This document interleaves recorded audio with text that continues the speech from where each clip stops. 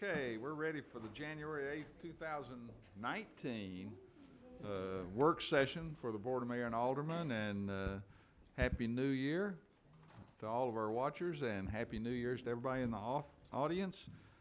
Tonight, we're going to start out with citizen comments, and that's the only place I know to put Miss Alderman Martin, because she wanted to make some comments, and so Alderman Martin, I'm going to recognize you for your comments. This is an issue that we have addressed in the past, but I think it's important enough to revisit. Our community is unique in that we have two school systems, both of which are considered two of the finest in the country. Our education systems are the backbone of the success of our city and county. We all benefit from these systems. Because these all are our children, and FSSD students attend county schools after junior high, we should have an extra interest to assist when the need becomes urgent, as it is right now. Our wonderful city is drawing thousands to the area, and we can do something extra to take care of the need for more schools. We have plans to assist with this, but after talking with Brian Bethard and others, I'm asking that we refer the matter to staff to look again at this for an acceptable solution for both Williamson County and FSSD to share in funding from the additional sales tax approved by voters last year. There may be other ideas coming from the county, but I would like for our staff to take this on and look into it. Okay. Thank you, Alderman Martin. We'll move on now to item 1. We're going to delay that to another time. I have no date to give you. Probably 22nd. 22nd. Okay, good. And we'll go to item 2, which is a draft resolution providing design direction for the State Route 96 West Multipurpose Trail Project, Vera Valley Drive to 5th Avenue North. No, we deferred it to the next meeting. We'll invite some folks up to join us. This is an update on the design that we have been working on related to the multi-use trail that will connect from, as it says, Vera Valley Drive. Best way to reference that is Freedom Middle School and Poplar Grove campus, all the way into 5th Avenue into downtown. As you know, that's a project we've been working on, have about $1.8 million of state grant dollars that are part of this project, and are looking to bid it in the spring. And there's a specific design component that we want to make you aware of and really just talk through with you tonight so that you know one of the components we're dealing with. And I'll have Paul kind of walk through that. Paul and Vernon are here. Ms. Williams is here, Mr. Reeder here as well, who are involved in it. It relates to their produce, flower and fruit stand located along 96 West and how that might interface with the multi-use trail. So Paul, go ahead and take us through that. Just give you a brief overview of where we're at with the project today, and then we'll turn it over to Vernon. So basically we were awarded TAP fundings $1.8 million, and you essentially have 3 years to spend that funding. So we have been working extremely hard to try to get this project bid ready, and if we don't meet the deadline, the funds are then rescinded. And so right now we have to get a notice to proceed for construction by July 15th, 2019. We're doing really awesome with trying to meet that deadline. We've completed the environmental document. We've acquired about 90% of that right away. We got 2 tracks in condemnation. The design's essentially 95% complete, been submitted to TDOT, and we're at a point right now where we're finalizing the utility coordination. We provided a quick breakdown of where we are funding-wise. The funding that we've spent is around $669,000. The estimated cost overall of the project's around $4.5 million, and that's just a high-level overview of where we are with the project. And just as a reminder, it has to be a 12-foot wide multi-use path from Vera Valley all the way down to 5th Avenue in downtown Franklin is a general summary of where we're at to date. And I'm going to turn it over to Vernon to talk about the rest of the project. Well, thank you, Paul and Eric. First thing I would like to do is to introduce Gail Williams, and she is the owner of the flower shop that's on Highway 96, and we're going to be talking about that specifically here. And her brother Harry, I haven't met her or met him this first time, so welcome. And then I do want to say that over the past several months, we have met with Ms. Williams and her nephew, Tracy Reed, as Eric had mentioned, to talk about the implications or the impact on their property. And Vicki, if I could ask you to scroll back to the first exhibit. Right there, that'll be good, just the existing condition. What exists there today, as many of you know, is a building that's within the floodplain.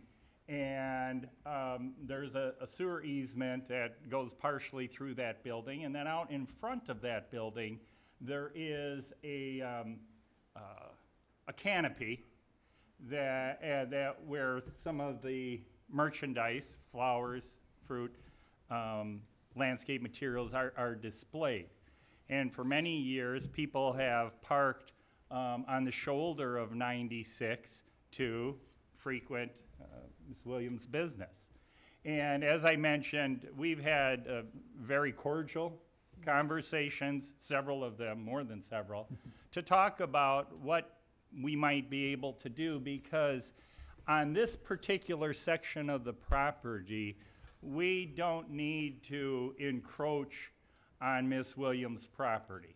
The improvement of the multi-use path and the curb and guttering of Highway 96 are all within the existing right-of-way.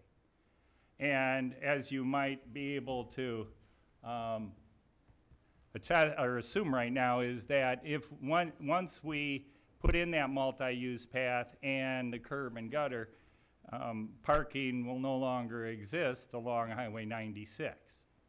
So what we have done is, through our conversation, is tried to find some viable solutions that Ms. Williams and her family could make to that property that we might be able to help, and we did some design work.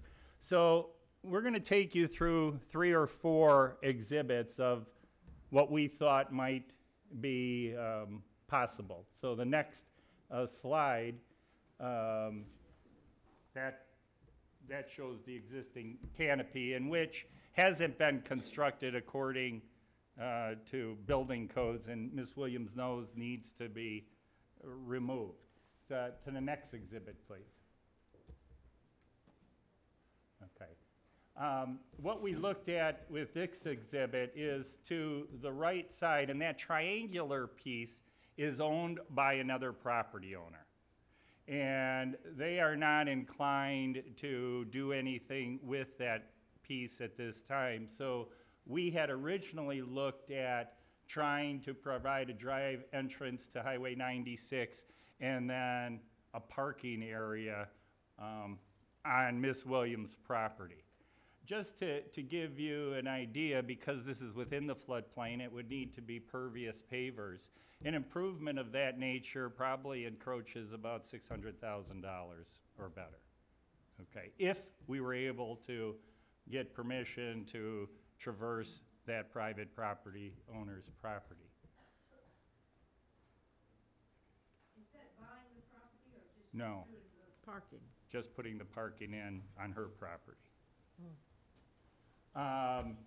This next exhibit shows an illustration of a singular entrance into the property, removing that existing canopy and that display area, which creates some challenges for Ms. Williams. But that improvement, too, is a bit less than what the first exhibit showed, but it would still need to be pervious pavers and approach several $100,000 to get that installed. And as you can see, it really only provides about 3 parking spaces for people. Number 3. No, you're good. This last exhibit shows kind of a U-shaped drive and provides the ability for some cars to parallel park up closer to the existing building. Again, this option also requires the canopy and existing canopy and display area to be removed, but it does provide for a U-shaped driveway so people can pull in, and then several parallel parking spaces. Again, this improvement would likely exceed several $100,000 to the Williams to make that improvement, plus finding an area where they could have a display of merchandise outdoors. And that's the quandary that we in. I cannot emphasize enough that Miss Williams and her nephew have been gracious, kind.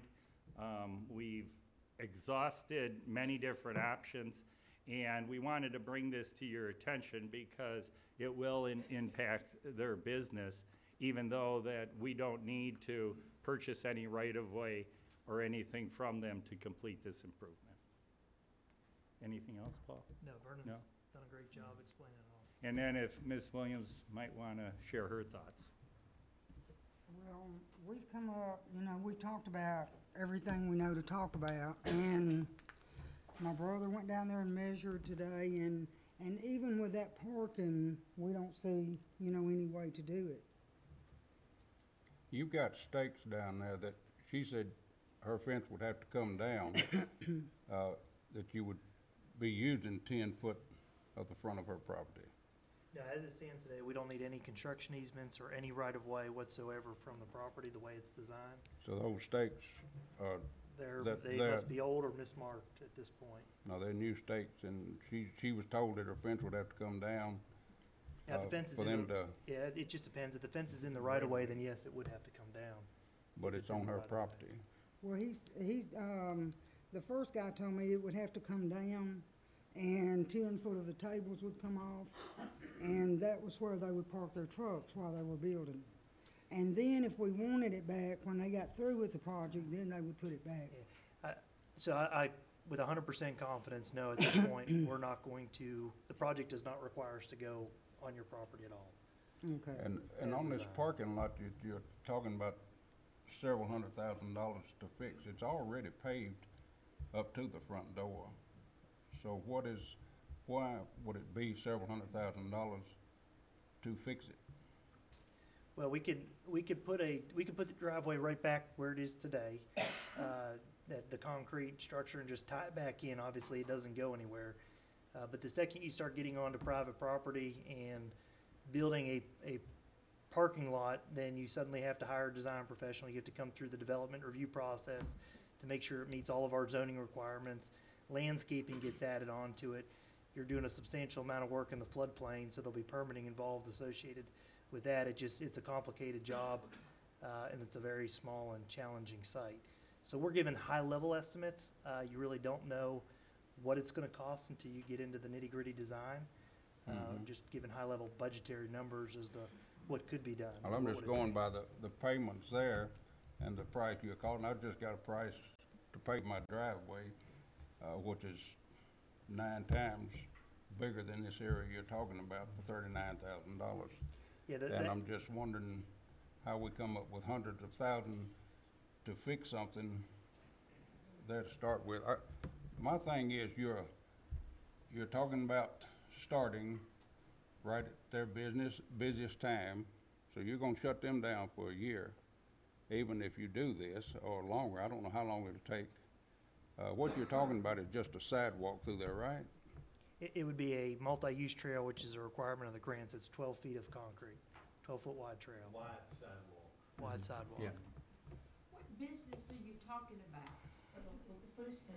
The flowers. No, I'm talking about, is that what you're talking about, that it's gonna have to be shut down? Her Her business? Her business. Okay. When you said, I'm sorry, okay. And we would generally, we keep all businesses open. The biggest problem is there's nowhere to park on the site. Even if we were to keep them open, the existing driveway is the biggest problem. We had mentioned to Ms. Williams that we need to come to a decision on where she would like the driveways put in. Her brother Harry here, this is the first time, as I mentioned, that I've met him.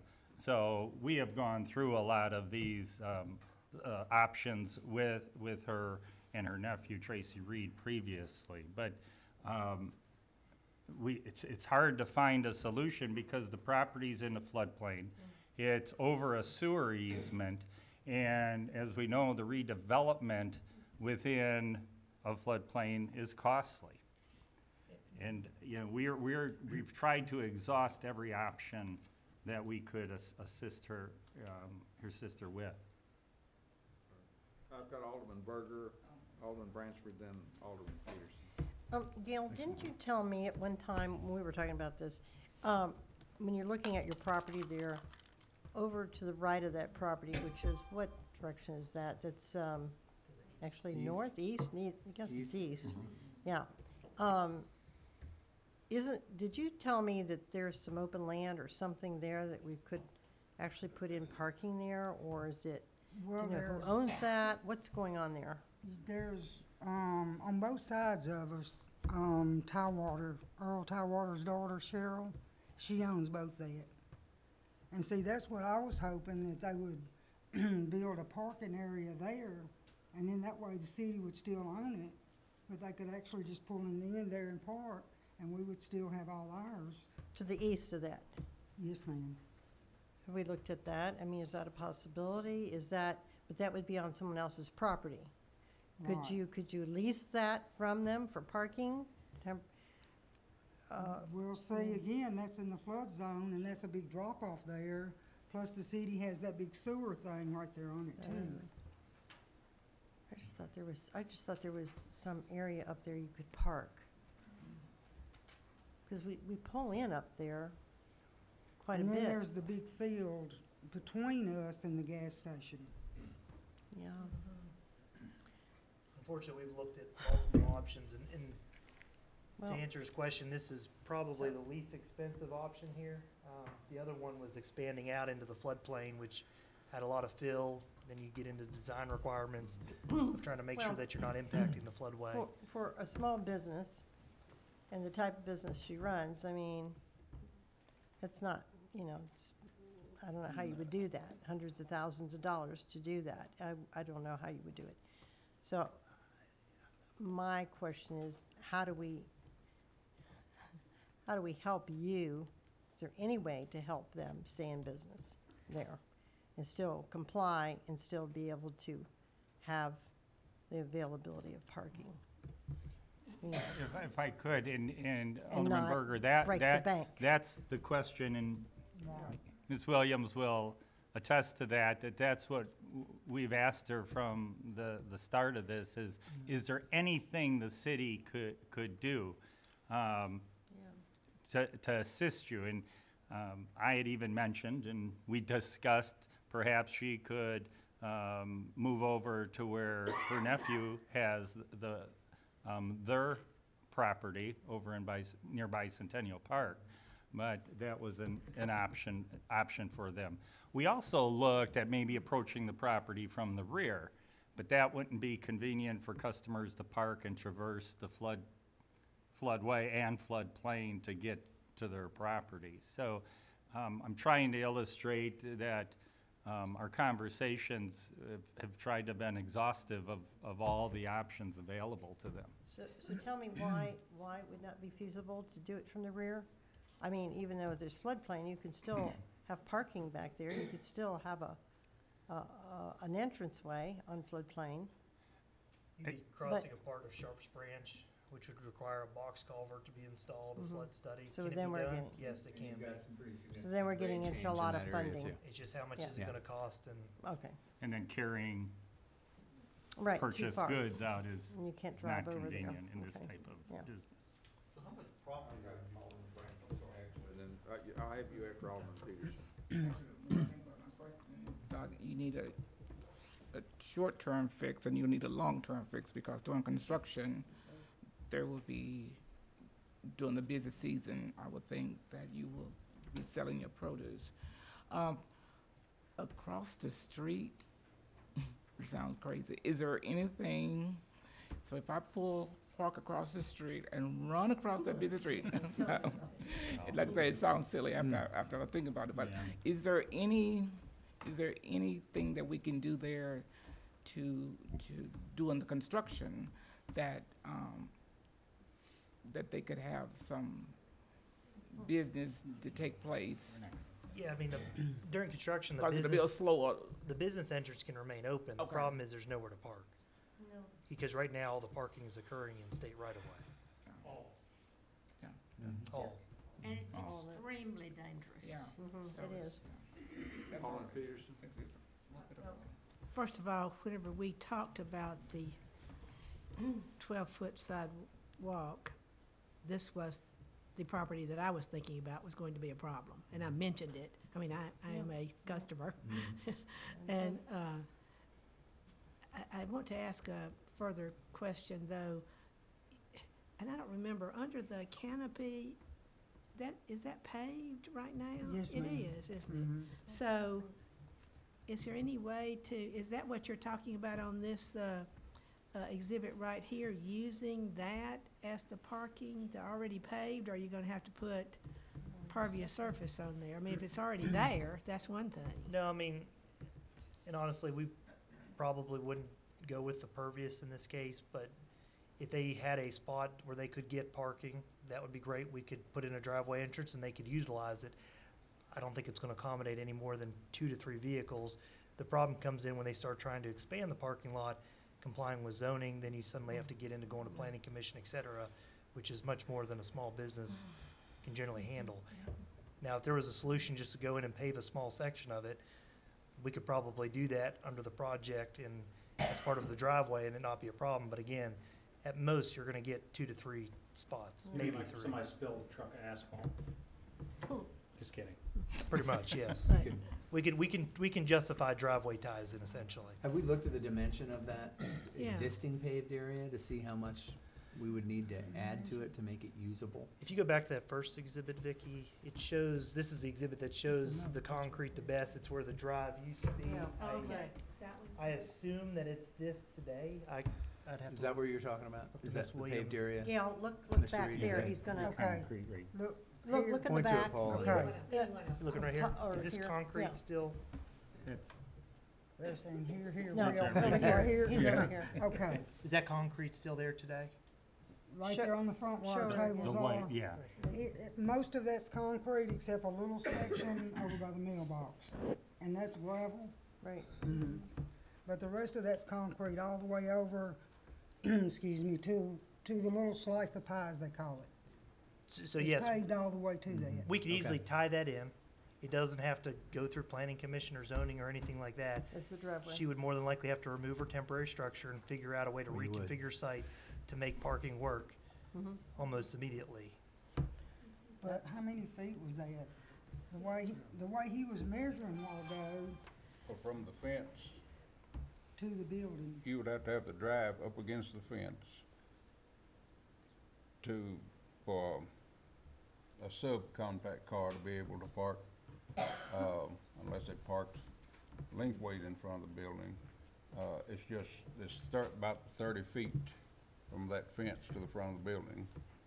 So it wide enough for a drive and to be able to swing in and park doesn't give, they would have to park rather than in this way. Front end. How on earth would you get out? That's what I have been saying all along. Yeah. Mm-hmm. Alderman Yep. Peterson, were you through with your question? Well, I was, I want to go to Alderman Barnhill right, when right. you're done. I guess the other question that I would have is, must parking be paved? You know, in the sense, I mean, you just have, I'm gonna say a gravel parking lot, but you know what I'm trying to say, because really and truly, right now, people are just parking, you know, on the ground and on the, yeah. And for the type of business. Uh-huh. That's a zoning ordinance requirement. I don't know. It is landscaping. Yeah. If gravel parking lots. It's landscaping. No. No, we don't. No, and I'm using that as an example, but Yeah. I'm just thinking, people park down, in Bicentennial Park, and also they park at Harlingsdale sometimes in the floodplain that it's just on dirt. Are you done? Last page. I want us to move along on this. Right, I'm just asking for them to think about some other possibilities. Well, Go ahead, Alderman. I Go ahead. think That's event parking. what the concern is being able, once a car gets on that property, you can see, even with the existing drive, that it's not an ultimate solution because the drive would be next to the multi-use path. And there, cars, there would be the ability to get a few cars on that site at one time is possible. How they get off that site when a customer's ready to leave, it depends how the people pull in. Well, let me tell you, that's always a problem anyway. You have to watch, and most of the time just pull out and turn right, and go down and turn around if you want to go back. But I'd be interested to find out if there are some other possible ways for parking, and then I guess they could have a cover over something back on the side or All right. something. That's the thing. You're after Alderman Barnhill, Alderman McClendon. Vice Mayor? The only thing I would ask is how much property is actually involved? How much do you own? It's 1 acre. 1 acre? Okay. So there's no way to move your building back further? No, sir, it's flood zone. No, Okay, that's Way down, over. okay, Yeah. Right. all right. Alderman McClendon. Well, we've got a time issue here. We gotta make some decision and act on it. My priority is to keep these folks open if we can. The resolution that we have on the table has 3 options. One is don't do the project. 2 is do the project the way we've designed it and tell these people, good luck. That's the way I read it. And 3 is essentially buy their property. Consider that our project has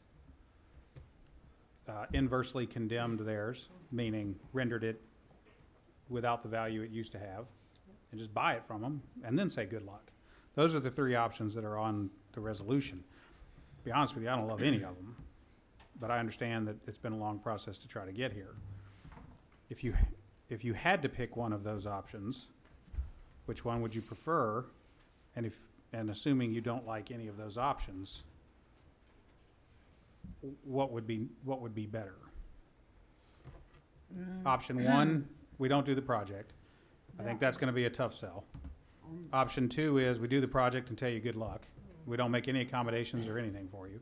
Can you do the project on the other side of the road? That would be great. But that don't work. That would be starting all over and losing the grant, I assume. Yeah. And option 3 is buy your property.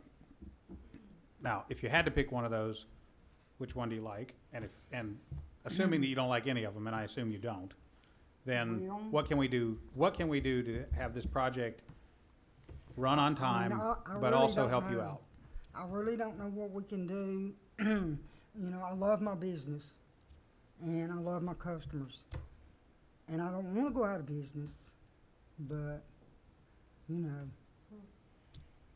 don't you look at that and just get back and come back sometime? You got 2 weeks to come back on this right here and see on, because that was the option I was thinking about.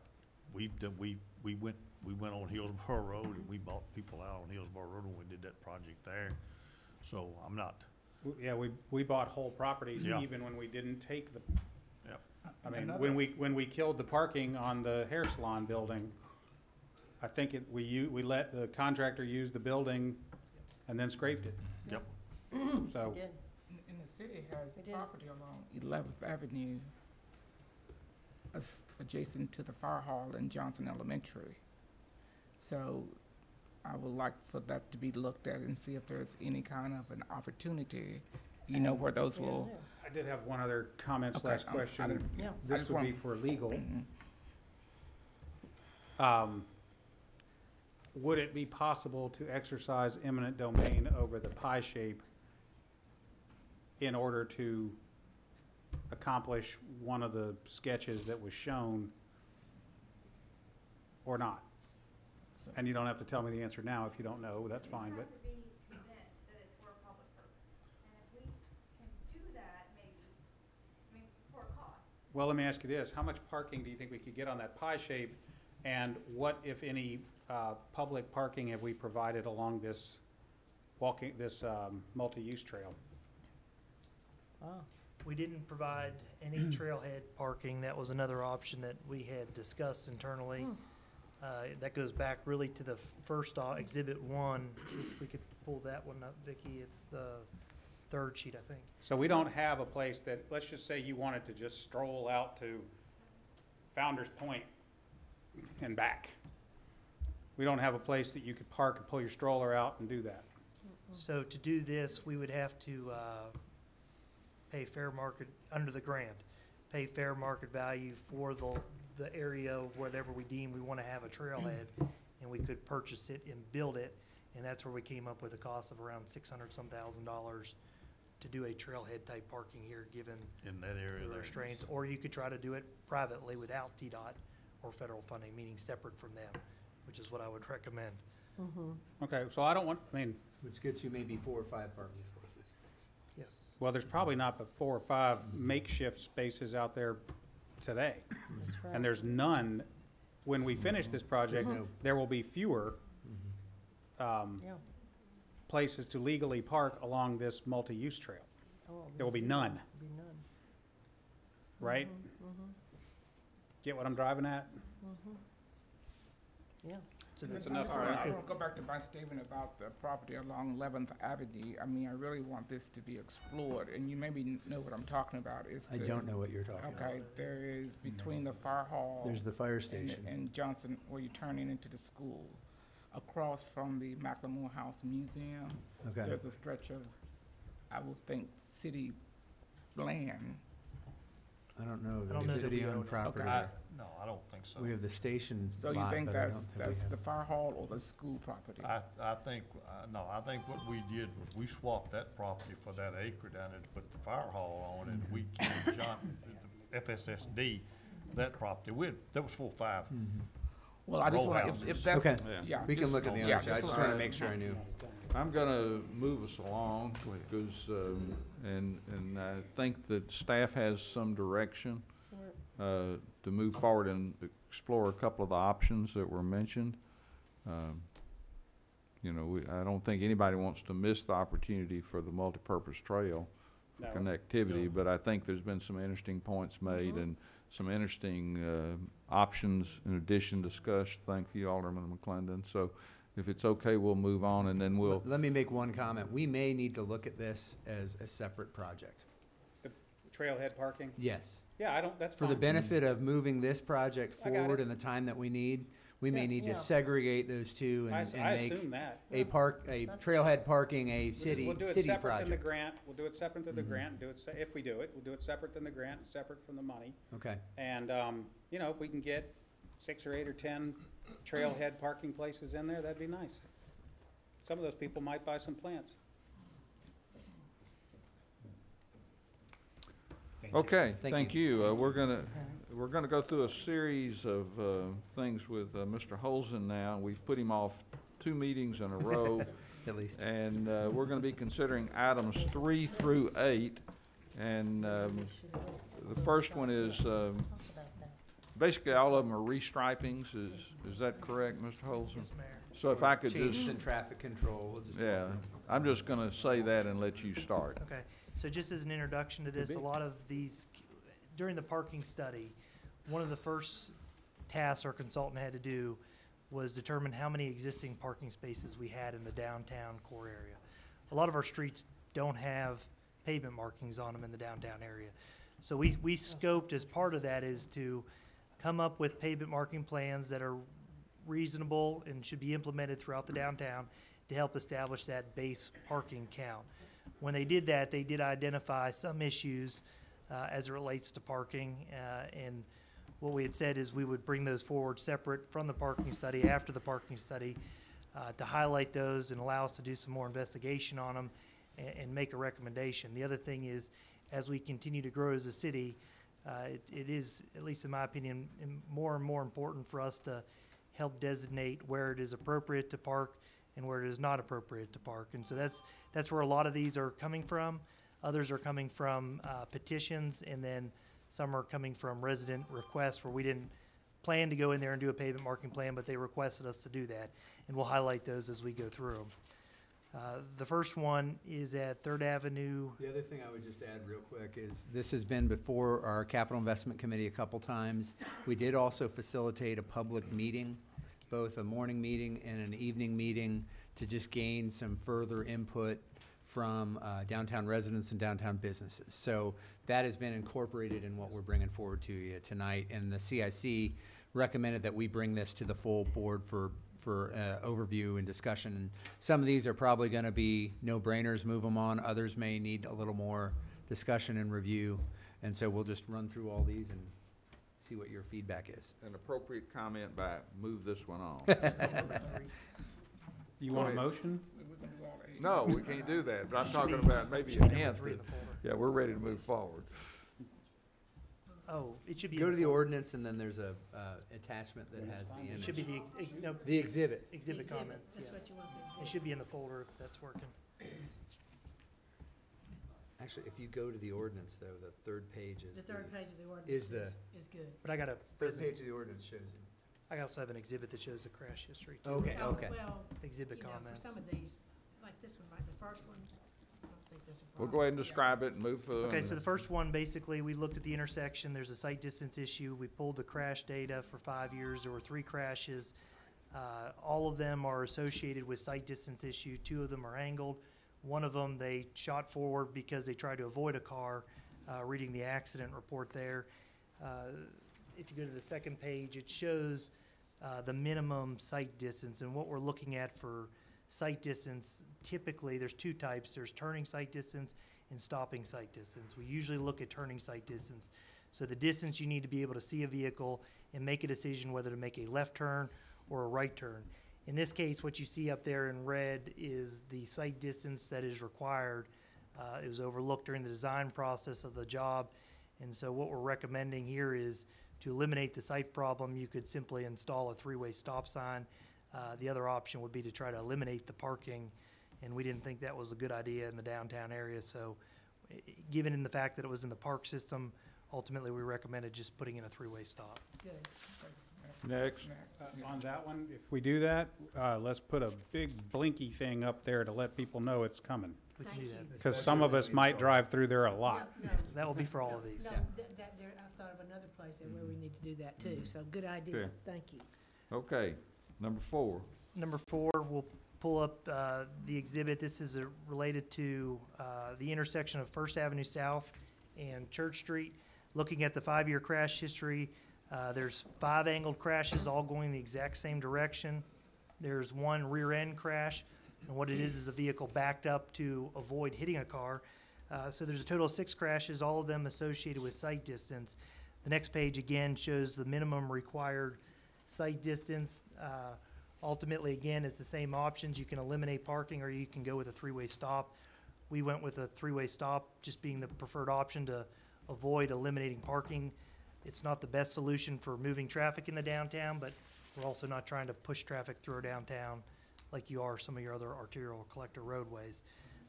So we're recommending a 3-way stop at this And this is intersection. another one that needs to have some kind of Big blinky. big sign or something saying, Big stop blinky. ahead, yeah. That's a new term. Sounds very engineering focused. How about number 5? Okay, the next one is pavement markings for Church Street. This one here, again, we looked at the crash history on this first exhibit. You see 8 accidents, 80% or 6 of those associated with sight distance, 1 associated with parking too close to the intersection, 1's a rear end. You can't do much about rear end accidents, it's just drivers being aware. Moving to the next slide is, again, shows the sight distance. There's just not adequate sight distance on this roadway. There's not adequate room for parking on both sides of the street, which is, I guess, generally allowed today, or it's just unregulated today is what it is. But you need at least 38 feet of pavement minimum to park on both sides of the street. You can see you have about 30 feet there and on existing today, so you could accommodate it on one side. But given the site distance, the crash history, this also being part of the state route of how we route vehicles through the downtown area, we were recommending to eliminate parking on both sides of this section. During the public meeting, we had 12 individuals that agreed with the proposed changes, 4 disagreed, and 1 had no opinion. And so what we did during these public meetings is ask them to put a sticker on it if they agreed or if they disagreed, basically. Yeah, and this one is really just eliminating the parking because they already have the stop sign. That is correct, eliminating Okay. parking. Access to those stickers was more tightly controlled than poker chips at a casino, right? Yes, Okay. Make sure. it was. So, move forward on the next one? Yes, sir. That's okay. Well, with we're me. still on 5. We got more sections of Church Street. This is Church Street as a whole. Oh, okay. So the next section of Church Street, you'll see there's a 5-year period, 9 crashes. 7 of them are associated with substandard street width. 2 of them rear ends. Again, you can't do much about the rear ends accidents, and as Vicky pulls this up here, you can see what this is a lot of these are side swipes. It really comes down to, going to the next slide, is that we just don't have adequate width on that roadway to provide parking on both sides, That's right. which is the way it's striped today. If you look at some of the parking stalls as it's striped, they're less than 6 feet wide. The minimum standard, well, the standard's 8. The very minimum that we'd ever willing to go is 7 feet. And so that's why on this section of Church Street, you have a lot of people that park up on the sidewalks. Exactly. You see a lot of side swipes and a lot of collisions of rear view mirrors, and we don't even think this is all of them reported. So what we're recommending is just to have it restriped, parking on the north side of the roadway, only closer to the core commercial downtown area. Moving to the next slide, again, Yeah, this one might be more difficult, but that, I really think it's the only thing to do. There's just really not enough width to have parking on both Correct. sides. moving to the next slide, the crash rate's not as high here. The only crashes, major crashes you see are right here at the intersection. Again, being part of the state route, your large trucks are avoiding downtown, and they're making this left turn, and that's what pretty much all of these crashes are here. So we're not recommending a whole lot of change on the next slide. The biggest change that we're recommending is to hatch out 2 spaces here, which is what's needed to allow those large trucks to go this way. We're not encouraging large trucks to go through our downtown, but we certainly need to provide them on the state route system to be able to go, the local deliveries, to be able to make local deliveries downtown. As relates to this, we're not recommending a lot of changes. Again, we're trying to maximize parking the best we can on that street, was what we came up with. But that really is a mess at that corner. I don't know if that's gonna fix it. It should significantly help with the truck accidents. From the accident reports that we read, it'll help. Yeah, many times the trucks are there and they just stop traffic all around until people start backing up. Yeah. They'll have to back up to town and up to Margin and all around to Yeah. just let a truck To let the truck Proceed. turn. Did don't you they? say up to town? Down to Main Street. Oh, okay. To Main Street. Just wanted to see. Question. Go ahead. I So, live in the country. from Margaret's comment, Okay. jeez, are we stopping people, you know, when you come to the stoplight, are we letting them go too close to that light? Should we bring them back and line it back further so the trucks can get around? Yeah, we can look at that. We ran truck movements on this, and where we show the stop bar will work Yeah. with the additional hatching striped out. But we can take another look at that Because if before we stripe it. Cars are backing up, that's telling me you're up too close. And we do have a lot of local deliveries downtown because of our restaurants and our businesses, so. I believe they're probably- backing up because there's typically cars parked People here. park there. All right, And that's so if we Taking that take out. care of that, it might not, It won't be as bad. It gives you wider to swing with a large I vehicle. really Oh, don't good think point. they're too Good close. point. but I think you still should look and see how close up to the intersection they come. We might want to adjust that even a foot or two, depending, you know that, you guys are the engineers, so. That's a we'll good take look comment. at it. We'll certainly Okay. go back and check that. But now this is You would This is have to have part a of the stop TDOT, bar isn't it? education class. Isn't this part of TDOT though? No, this is actually a city street. We have just defined it as a state route because Main Okay, Street is a okay. state route. Okay. And I don't know, it's been like that forever, I imagine. Moving on to the next No, two. I can remember can't remember trucks going down All Main right, Street. so, Moving on to the next two on this slide, I'm just gonna be brief. Those sections of Church Street remain the same as is. There's no proposed changes to those. So the proposed changes to Church Street are really the first three exhibits that I showed you. Happy to answer any questions on those. Item 6. Item 6 is Cummins Street between Church Street and Fifth Avenue. This, we didn't actually investigate this one. This came to us via petition during the parking study, actually. There was a resident that was requesting it to be one-way. We said, well, we're doing a parking study. Let us get through the parking study, and then we'll revisit this. In the meantime, we asked them to do a petition. They are still interested in this petition moving forward, which is one of the reasons why we're bringing it. But we'll go through the crash history. Very low crash rate at Fifth Avenue South and Cummins Street. I expected it to be higher. It's probably because of the low volume on this section of Cummins Street. If we go to the next exhibit. Again, you've seen this before. That last exhibit was Church and Cummins. And then this exhibit shows the options that we prepared for the board to consider. First off, this is basically leaving it as is. This option would be a one-way street on Cummins. It's a very short section. You can see the required sight distance, which we already talked about. If you wanted to keep it as a two-way street, you know, we could sign it to show 4 stalls thereabout. And the biggest problem with this is when we look at the sight distance, it eliminates a significant amount of parking on Fifth Avenue, which we do not recommend.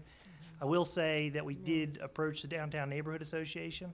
They weren't in favor of one-way streets. However, their fear of one-way streets is that it's going to increase driver confusion and increase speed. In this case, it certainly will not increase speed.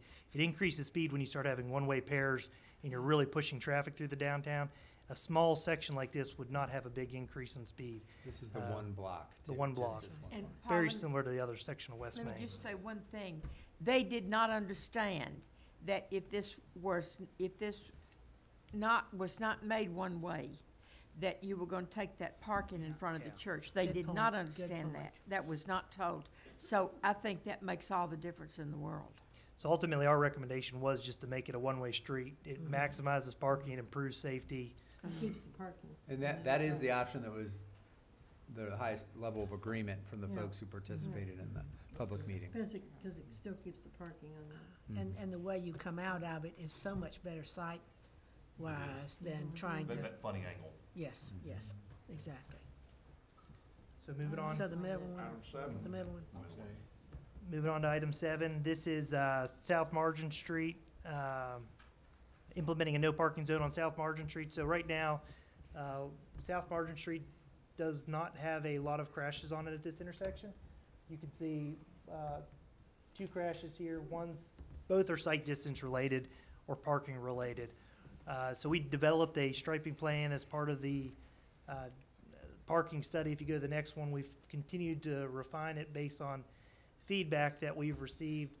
Again, there's 2 types of sight distance. There's decision sight distance to make a left and right turn, but there's also stopping sight distance. So after feedback we got from the Capital Improvement Committee, we went back and reduced it to what we would consider to be the absolute bare minimum stopping sight distance that you would need to see a conflict to be able to have enough time to react, to brake, and avoid that conflict, which is what we've changed this to. And so what this does is it maximizes the parking on this section, South Margin, and no real impact on this side of it. But it would essentially be establishing a no parking zone within that red area, which maximizes it. Again, today, there is no striping on South Margin, and people just tend to park wherever. So this is what we came up with. Would we be putting some striping, we'd stripe some stalls? We would stripe some Yeah. stalls, yeah, with what we're proposing, we would stripe some stalls. The only other option that you could do there, because admittedly, the 2 business owners were concerned about about 4 spaces they would lose, Yeah. which are, you know, right here is about 4 spaces, there's maybe 1 here. But They were you've got- concerned about that, but there was no choice. The only other option would be to go to like a 3-way stop sign, which you can do that too. We're proposing that in 2 other locations, so, But you've got all of Second Avenue to park. and you have all of Second Avenue to park, Both yes. sides. This is the one that's the least good, as far as I'm concerned, but I think it's probably, this is probably the best way to do it. Yeah, we definitely compromised our standards as far as we could go down to the stopping sight distance to try to maximize it. And the reason we did that was because of the low accident count there today. But as- I think a three-way stop there would be total disaster, because think about that, it'd be backed up onto Yeah. Third, exactly. Number 8. Number 8, this was brought to us by a resident. It's, I guess there's 2 buildings that have developed on that street. Not exactly sure the uses of them, but they've been complaining about parking. This request came to us, asking us to develop a pavement marking plan. Again, you have about 30 feet today of pavement, which is what is required to have parking on, just barely meeting the minimum, one side of the street. So we're maximizing parking on this south side is where we thought we could maximize the parking. It worked best with the alignment, so our recommendation is to add pavement markings to stripe in these stalls to show where it is appropriate to park and where it is not. And this came from the residents out there. Because a couple of those residents do not have driveways. That's correct. Okay, so That's correct. that's significant, because they cannot pull off the street. Yeah. I also want to say something about when we find that,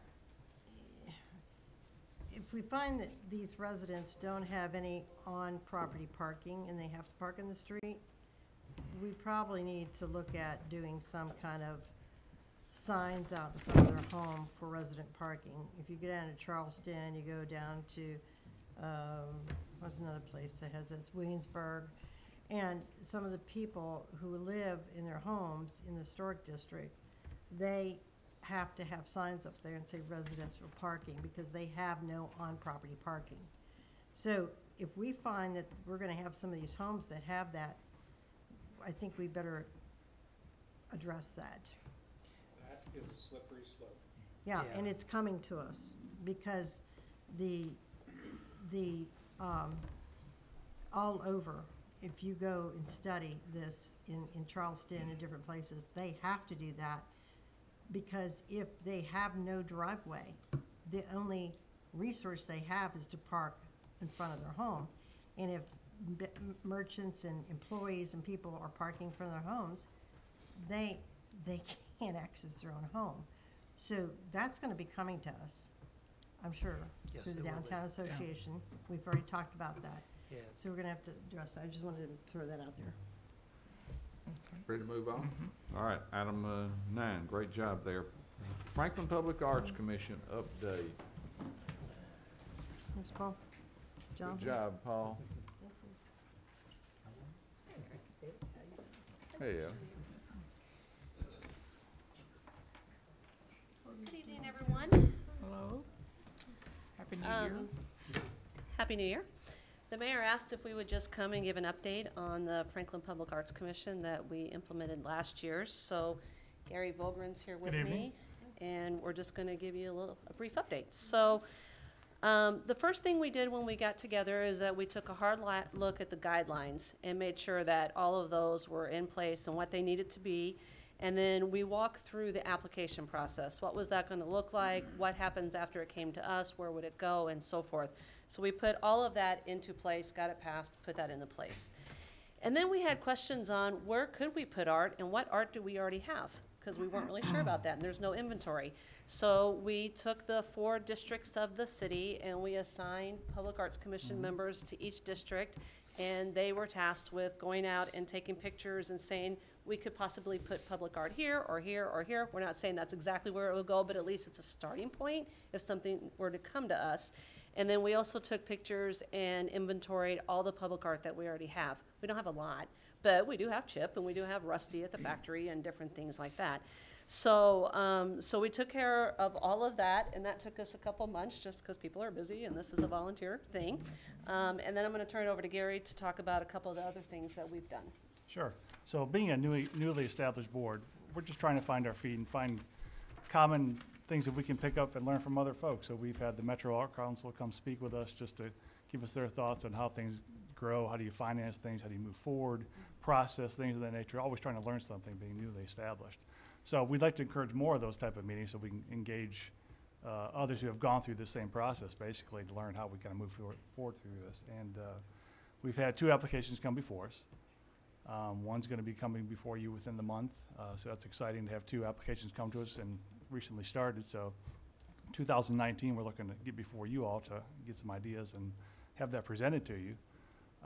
We've had 2 other organizations, one a nonprofit, and we've spoken with Parks and Recreation also, just to see how can we get art into the public spaces, and where are opportunities within our parks, and where, where's Lisa and Kevin ideas of where they should be, and so we're kind of providing guidance with that as well. So 2019 kind of rolling up, we're anxious to move forward and get the wheels underneath us and move forward, so it's exciting.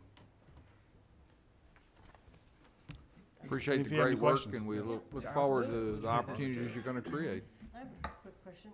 So when you evaluated the city, are you trying to identify places that might be appropriate? And Right. as far as the business section of Cool Springs? It's all applicable. It's private property, it's public property, it's maybe in the right of way, maybe it's all locations that are open and for discussion for individual campuses, So how do we streetscapes. let people know, like the developers that are developing, the commercial developers as well, that they might want some public Mm-hmm. art? How do we let them know that they can come to you and they can request it, or they can have a conversation with you? Yeah, I think that's a process it's evolving really. And we've started to spread the word and start to get out Instagram and different social medias to kind of get that, but I think that's a great opportunity to just move that forward. I would recommend you get a list of all the developments happening, especially I'm Yeah. concerned, we're gonna have it downtown, we're gonna concentrate and probably look at downtown and the historic district, but For sure. I really would like for you to take a look at Cool Springs, and I would get a list of all the developments that are happening there, and make sure you send a letter, have a conversation, make a phone call to the developers, whether they're commercial, residential, whatever, mostly commercial up that area, and have a conversation with them, let them know who you are and what you're interested in, that they might want to work with you on. Absolutely. Because when they're developing, we've got Franklin Park, we have South Star's development along Crothers, we have Mr. Parks's development along McEwen, we have Boyle across the street from Whole Foods on Right. McEwen. We have those, and they're in the works right now. So I would think that while they're building is the ultimate, the opportune time to do that. So I Yeah, just that want is- to put that out there. That Yeah. is one of the pieces that we're working on, trying to put it all together. And we've reached out to a couple of the developers, and they are really interested, so we're Yeah. gonna continue doing that. Yeah, I just want to make sure you're communicating with them, because I think it's timely when they're developing. Sure. Okay, Yeah, thanks. absolutely. Okay, thanks a lot. Appreciate your work. 10, consideration request for sewer availability for 999 Scramblers Knob. And really, items 10 and 11 will go Sure. together. These are items that we discussed at Capital Investment Committee, and Michelle's going to take you through the considerations there. And 11 is the sewer availability for 1205 Scramblers Knob. Michelle? Is there, I think we have a presentation, is there?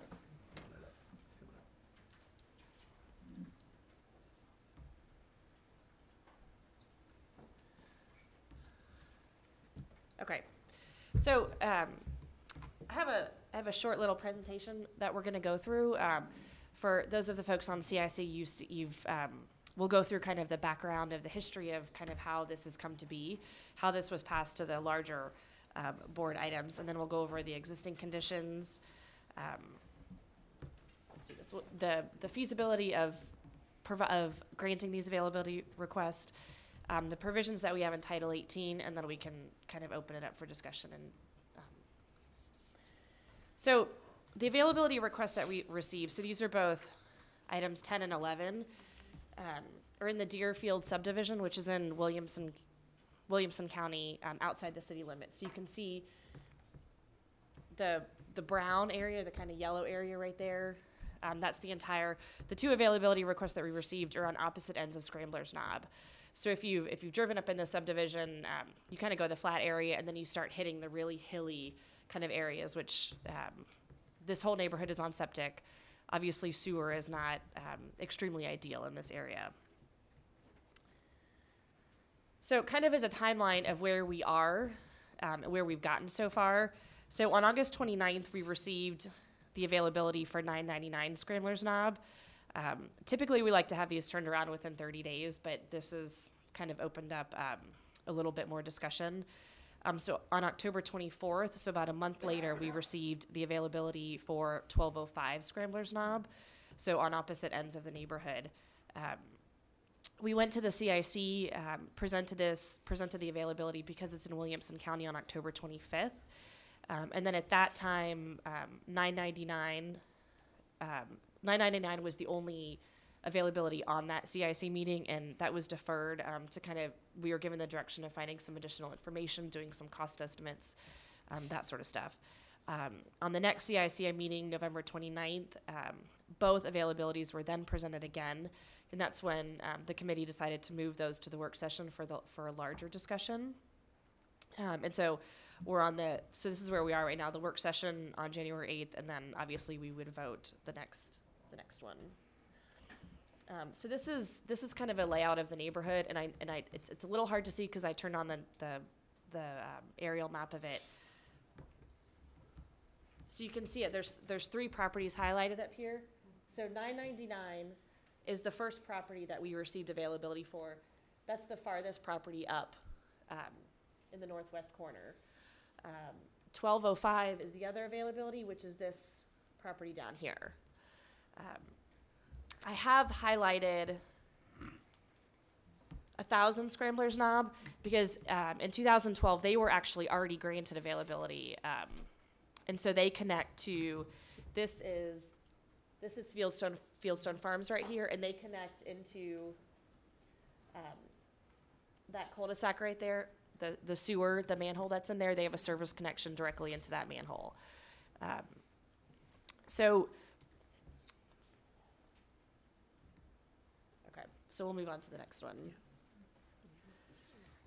So in 2012, when the city granted availability to 1,000 Scramblers Knob, which is tying into the manhole in Fieldstone Farms, we created an agreement between the property owner, Ed Cash, and the city that we would record the agreement with the Register of Deeds, so it would be transferred to the new property owner. We participated in the agreement indicated that they would participate in future special assessment districts, whether that be the current or the future property owner, to extend sewer when the city decided that was necessary. The property owner was responsible for all the costs to extend the public main and the associated work, so design and easements, pavement, repair of pavement, patching, all those sorts of things. But they would also be able to use their septic system until failure, until Williamson County wouldn't grant that any longer. So I'll go back. So this was the availability that was granted for 1,000 Scramblers Knob. So you can see 999 is adjacent to 1,000. The design that we did. So this is the preliminary layout that we did. And this is a map that's in Granicus as well if you wanted to look at a bigger one. So you can see we can connect this property to the sewer using the existing service line connection from 1,000 Scramblers Knob. So in this red circle right here, this yellow is the clean out that would be on the edge of their property line, and then the black lines or the sewer service that we would be running into that manhole. So it's minimal work for the water department to do. We anticipate a cost of labor and materials and equipment for us to do it about $3,000. And then we would obviously install a clean out where the water department would maintain responsibility from the clean out from the property line to the sewer. Anything above their house is up here, so anything above the clean out to their property line would be their responsibility. The TDEC requires clean outs at so many certain feet that they would be responsible for. So the next one is we'll go to 1205, which is that property on the eastern side. So this is a service line connection into, this is a little bit more convoluted. So this is the property right here that you can see. They would have to run a line down the road right here, a service line down the road, And then it would be setting a clean out here, this yellow, and this black line would be running to the main that's in the street. What is that? Is that Carolina Close there? What is that it would run to? It's Echo Park. Echo Park, okay. Yeah. What is that road? What is the name of that road? It's Ansbury, In Echo Park, right? Arnsbury Lane, Ansbury Lane. All right. It's, yeah. So this is a little bit more difficult to run. Obviously, we've estimated this cost for the water department to do at about $100,000. That's just for the service line cost. So that's not, Getting it up to the house. that's just to get it up to the house. So that's not including any of their cost. The one thing that's not included in this $100,000 is easement cost. So these are, we'd have to go through Echo Park. You can see through that, the black line right there. We'd have to get easements through behind that house and through that house to connect to the main.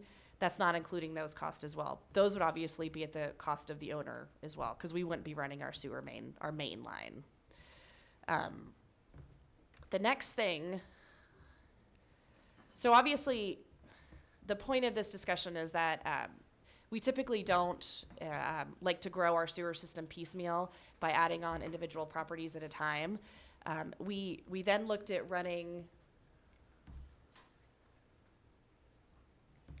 So we then looked at running sewer to the entire neighborhood, and that's what this map is. And it zoomed out a little bit because I wanted to show you the extent of what it would be. Because of the topography of the neighborhood, we'd have to look at running multiple lines to catch the grades. It's because having a gravity sewer is just not as feasible in this type of neighborhood. The green lines with the purple dots. So this is the 999 up here. We would have to run a sewer main down this Fieldstone Farms easement. We'd have to run a sewer main down the center of the road to connect over. And then we'd also, we'd be running all these as well to bring that entire neighborhood on sewer. You're talking about the entire neighborhood of Deerfield? Yes. Okay.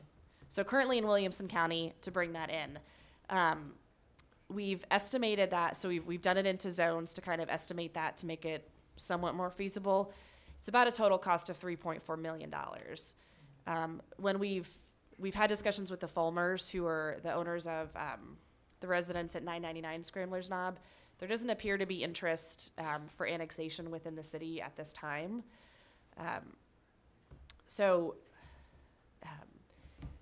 This next slide we talk about is, I wanted to kind of just highlight some of the requirements in Title 18 that kind of relate to this topic. So one of them is that the first one is kind of giving us the ability to collect all of the fees to recapture all of the costs that it would take us to lay that sewer line.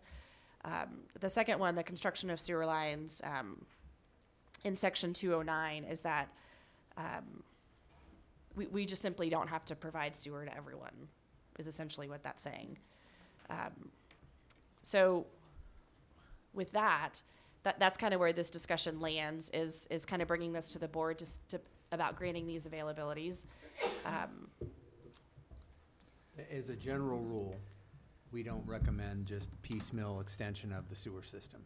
We understand and have in the past done exceptions to that to bring specific properties on to address issues where the septic system is no longer viable or not a long-term solution for folks. So we have done different things. We've had conditions like you saw happened in 2012. Other areas we've also had it, I believe, where we've had a agreement or understanding that with annexation is desirable by the city, that they would agree to annex at the appropriate time.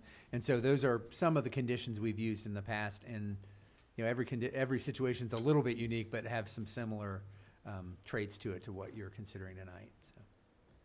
And maybe you didn't mention it, but I think one family is trying to expand their home and they can't expand it because they don't have adequate septic service, and the other one is wanting to right, so develop I think their property, and they right. can't do it because they can't, I don't think it perks, maybe. It's a tear-down house, and the septic system has failed and can't be rehabbed, is my understanding. Yeah, I think for 1205, which is the property on the eastern side of that neighborhood, it's a failing septic system. And then on 999, on the western side of that property, they can't, as the mayor was saying, they can't remodel their home without. To me, these are two entirely different situations in one sense. I understand what you're saying together, you know, and thinking about how we would handle things overall. But on one of them, it's, you know, if they could spend $3,000 plus getting it, you know, for themselves, that's one thing. But if you have to spend $100,000 plus getting it for the, Well, the people with the $100,000 problem actually have, and I don't think I'm saying anything that they didn't say publicly, they actually have about a $600,000 problem now, because they've bought the property and it's a tear-down house, they are pot committed, they can't do anything if they don't get sewer, nothing. They have a $600,000 unbuildable lot. So our recommendation is, typically we don't do this, but if the board says, let's make this exception in one or both cases, that is a cost borne entirely by those property owners. And that we secure a similar agreement that says, hey, in the future, if this is part of a broader special assessment district or approach to bring that neighborhood onto our system, that they would participate. That they don't get cut out of that because of actions we took The previously. timeline. Yeah.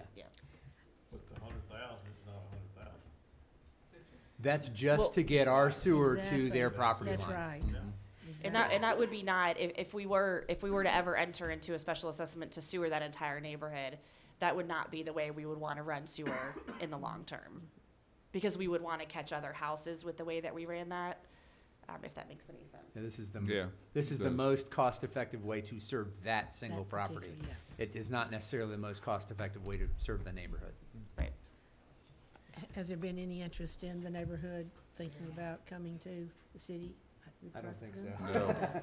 From the, Yeah, I mean, I'm not the spokesman for the whole neighborhood, but I've tried to ask those questions, and I don't believe that there is. I mean, a lot of people just, you know, have their houses the way they want them, they think their septics are fine, and. Well, it's also, the arithmetic is bad, because it's 3.4 million, but there's only a couple of dozen houses maybe. not a lot of homes. So yeah. it doesn't divide out very well. How many homes? You know, when we did Monticello and others, we were able to we were able to put a large number of people to divide out the costs. And so every assessment was measured generally in 5-digit figures. Yes. That's not how this would work That's right. up there. And most of those people,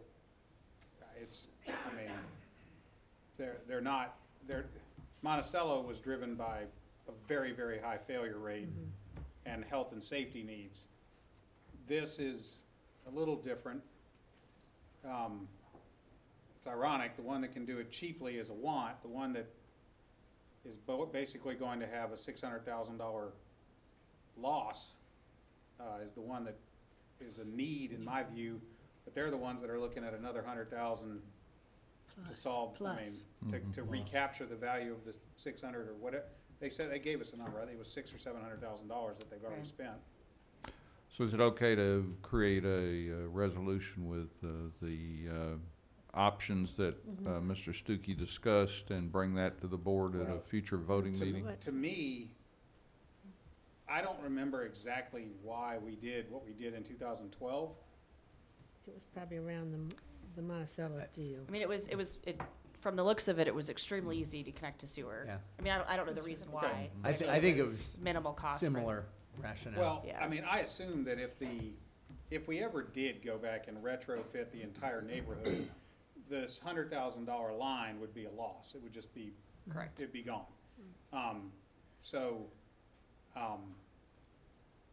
Whatever we did in 2012, I think we should be prepared to do again. Same terms and, you know,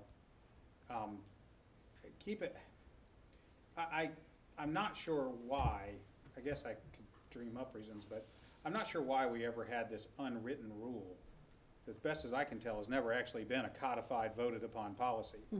But we've had for some number of years, this reference has been made to this rule that we've consistently violated, to not extend sewer outside of the city limits. I'm not sure what the best reason to have such a rule is. If you can, maybe there is one, but If it has to do with ratepayers and bonds and all that, well, okay, fine. But that's a reason, but that's not one that necessarily tilts me in favor of the policy such as it is. But I think we're always better off to get rid of septic tanks on our borders. So when will this come up to the board? We for can bring voting? it to you in 2 weeks. Okay. Yeah, and just say that they'll be responsible for all the, So, yeah, we can do, what we recommended was, that we would actually do a resolution for the entire neighborhood. anyone that wanted to come in would foot their own bill and. put their own bill, yeah. And then to participate in a special assessment district when that time Yeah, came. whatever we did to that, when we did the one in 2012, which is literally next door to It is, 999. It is, yeah. Right. I think we obligated them to commit to annexation.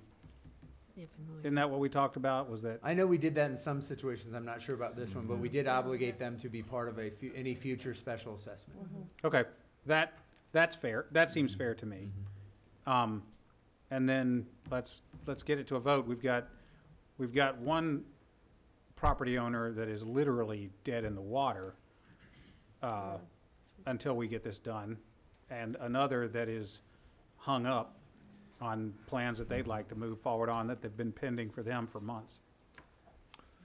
Okay, we're gonna. Is there any thought that we would ask to do the entire neighborhood? I mean, I'm asking board members. No, right. Well, we can't involuntarily. No, Yeah. I'm want just, it. I'm just saying, We can ask the That's question, not our it. sense is just that there isn't there isn't. a strong That's my interest, thought. except for Are these we two gonna- specific situations. Last comment, Alderman Martin, we need to keep moving. Yes. We're gonna ask them? All right, I'd like to comment on Alderman McClendon's remark about why would we do this. Sewer is everything. Sewer is everything for development, and everybody would give their eye teeth for sewer. Because if you've got a septic tank, it's gonna give out at some point. But it may be decades, not just. Well, I don't know, but Go ahead. I would hate to see us go to the point where we would give everybody sewer who wanted it without being in the city. There were reasons for that. We don't get taxes, they get the sewer, which is everything, and that's all they need. Well, So I would think long and hard before I would support giving everybody in Deerfield sewer who comes in here, because I understand about these two families. I understand that's a situation that they need extra help on. And because I think they need it, I would, in good faith, give it to them.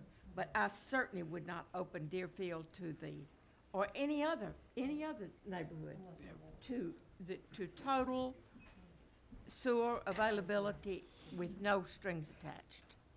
Okay, no strings, okay, that's okay. Okay, item 12. Discussion of wood waste disposal options.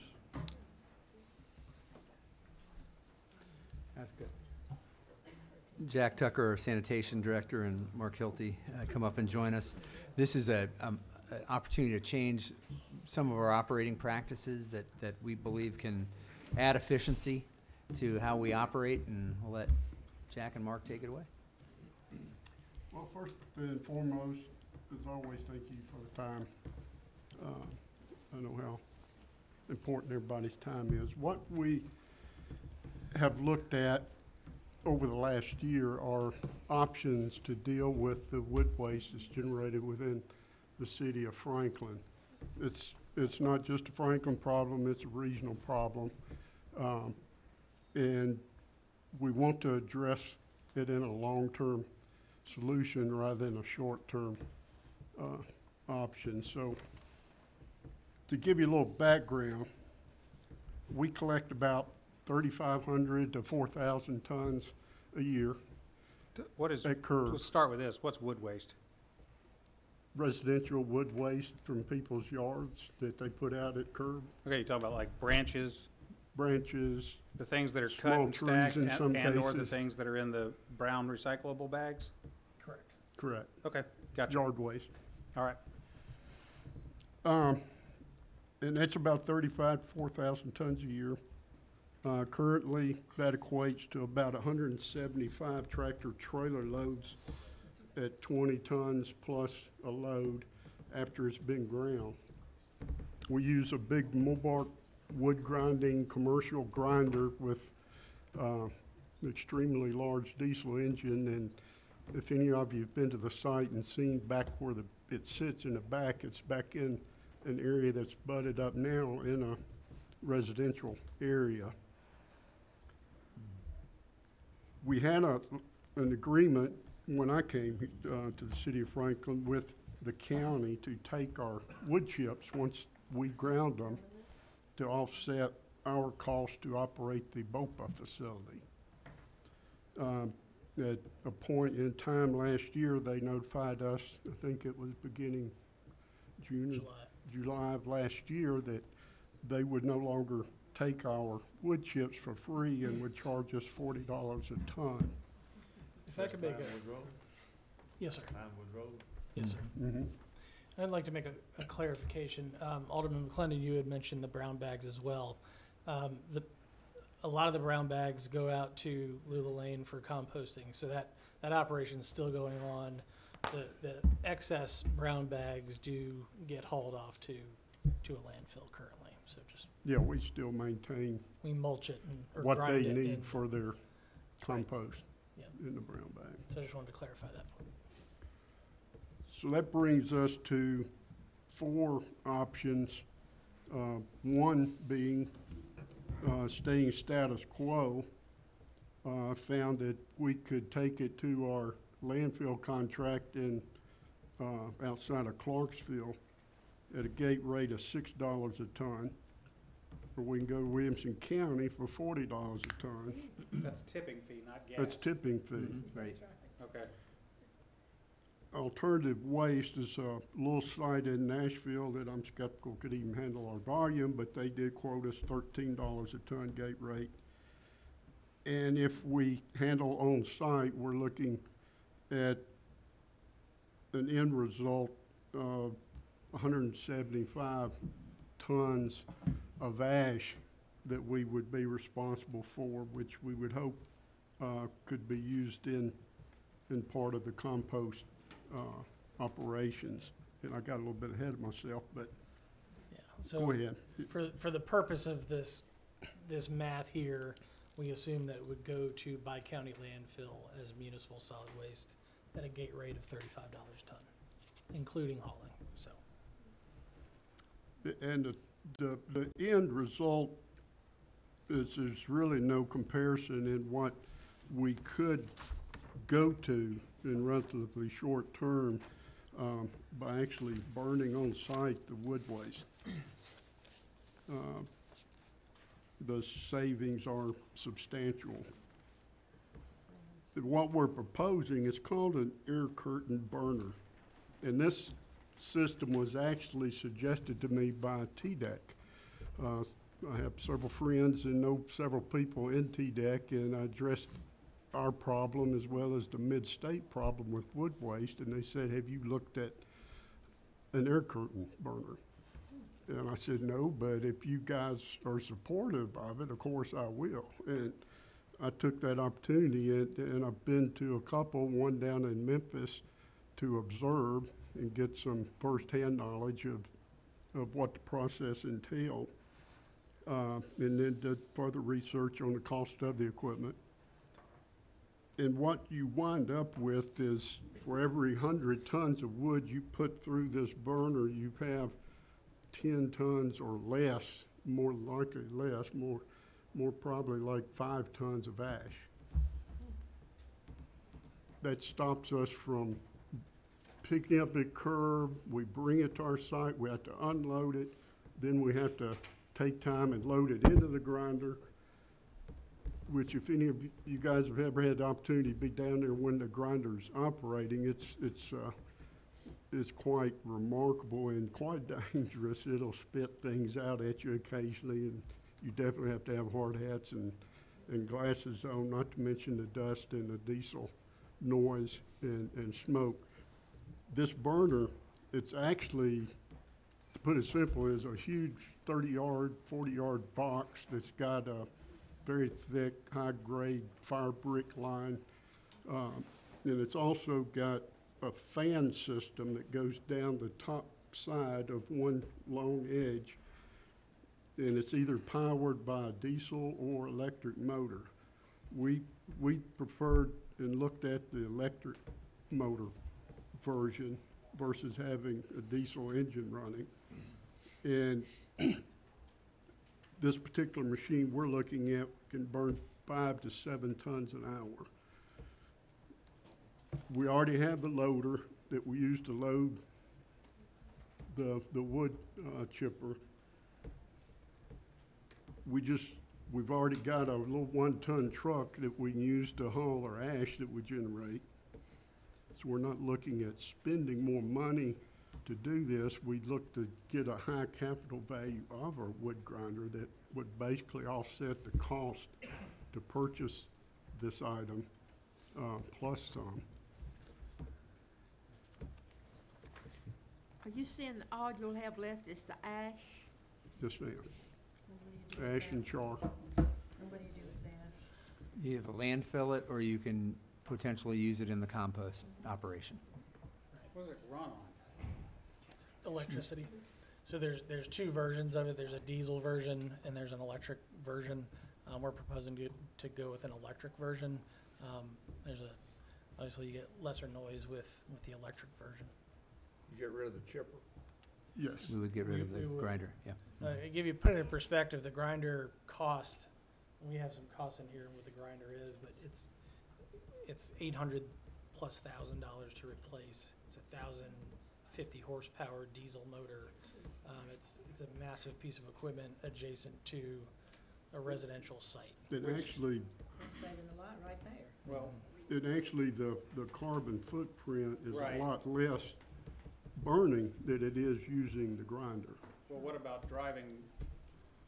the diesel to truck it wherever we would truck it? Right. Exactly. That's the other part. We're eliminating all So of the that. burning the thing on site is less Correct. emissions Yes. than trucking it to some landfill. Yes. Grinding it and trucking it. So purpose of Jack going through the background, we bring it to our site, stockpile it, load it in a grinder, grind it, put it in a truck, and then haul it to Bi-County currently. And, those costs are part of our operations costs. And that's what's broke down here in this. And, this so we slide. eliminate a great deal of transportation costs in this whole thing. We're simply putting it back to the transfer station or the compost site, having either MBI or our compost staff deal with it. The MBI the Bi-County contract is inclusive of transportation already, so we would eliminate that transportation cost altogether, so. How often do you burn?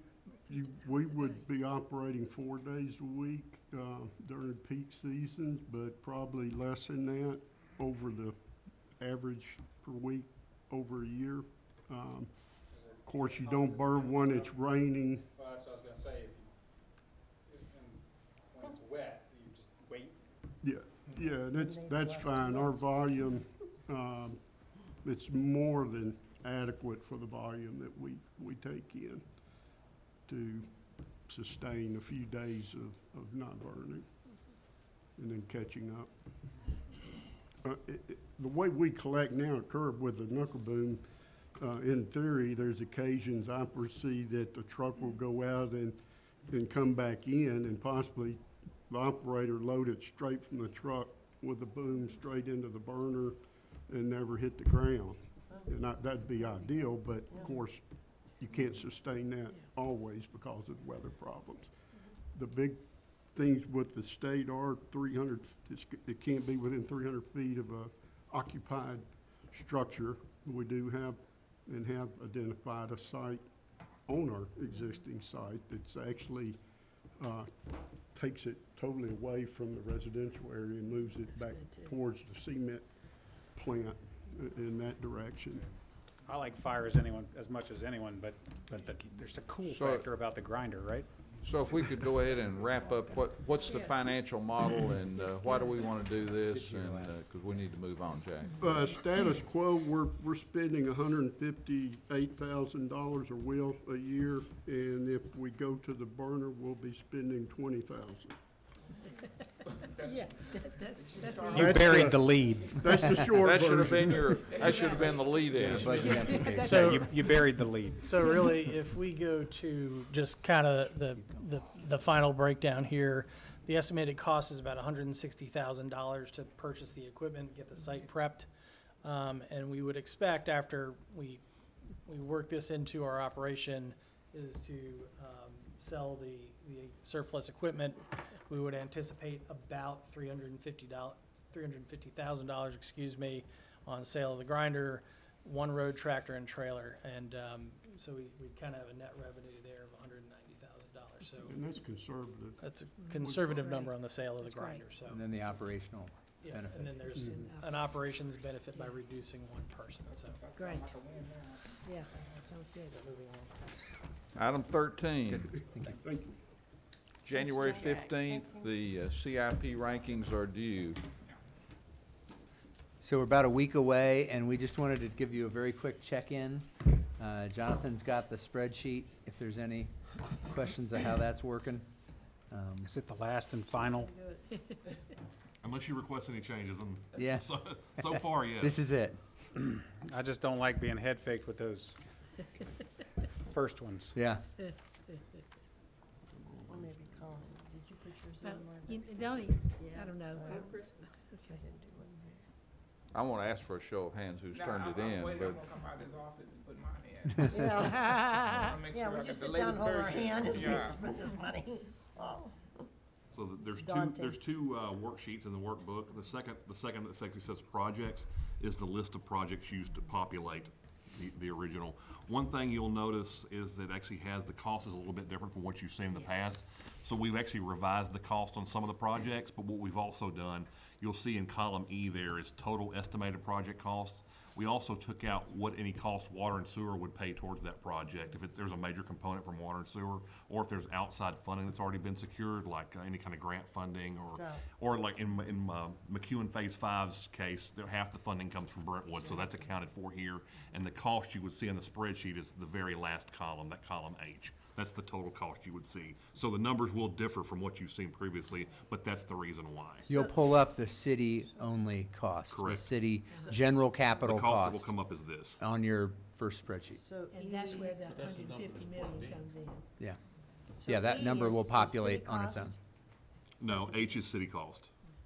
What do you- going to give a quick, just do one. Do one. So You you know, said that, Gold estimated sidewalk cost. in front of Alderman do Martin's Liber- house. I was gonna do McEwen. McEwen. Yeah, let's do Five. McEwen, yeah. That isn't on the list. So McEwen, the original cost we showed you was a little over $18 million. There's no water and sewer part of that, so there's zero that comes out from water and sewer, but Brentwood is proposed to pay half of that. This is phase 5. This is Phase 5 from Wilson Pike East to of the east of Wilson city Pike, limits. let's get that straight. So the total cost to the city would be estimated at just a touch over $9 million. Because, okay, wait a Brentwood minute. pays half of the cost. Taking that out, okay. That's the what easiest we've got. example. So Yep. go to the front sheet and show them how that Yeah. works. Yeah, just one quick, Yep, yeah. sure. Project number, Just add them down, pull Yeah, it so, down. so what you do is Yep. you'll just go down to the blue column, start at number 1, select your Number most 1. important project to you. Yep. And I'll select Fifth Avenue parking lot. It'll populate everything else. And Eric has asked you to give us projects up to $150 million in total. So anything below $150 million, you keeps a running total. It'll be highlighted in green. Once you go over, it'll highlight it in red, just for kind of ease of use.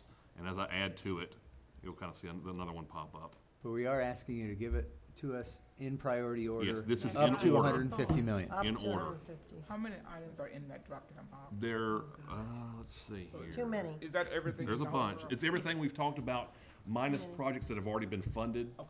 or minus projects that are state funding. So like, think of Mac Hatcher, Southeast widening, that would not be included in there. And water and sewer is not in this. This is Correct. all general Right. capital and General bond facilities, yeah, Yeah. and stormwater. Okay. All right, does everybody understand how to do it? Yep, Okay, great. Thank you. Item Thanks. 14 and 15 is the rezoning and the development plan for the fields at Reese Farm PUD subdivision. Yes, Mr. Mayor and Alderman, this was presented before the Planning Commission in December. This is the fields at Reese Farm, PUD subdivision. It's 43.97 acres, proposed to be 67 single-family lots and 68 townhouses. The development is a conservation subdivision, as highlighted in Vision Franklin, so that includes 50% preservation of open space. One of the things that the applicant is doing is restoring a stream that runs through the property, and they're working with the engineering department and also TDEC in restoring that, and that'll be kind of a community amenity as well.